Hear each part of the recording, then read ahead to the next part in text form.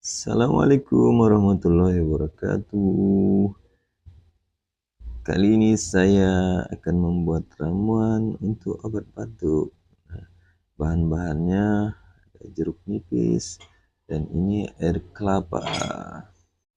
Oke, kita langsung tuangkan air kelapanya di gelas ya, seperti ini. Nah, secukupnya ya. Oke, aduk. Ya, lalu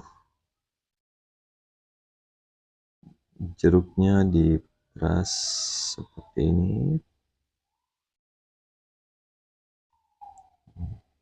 Ya, kalau ada madu ditambahkan madu ya, tapi jangan ditambahkan gula. Bahan ampuh ya untuk mengobati batuk. Nah, seperti ini.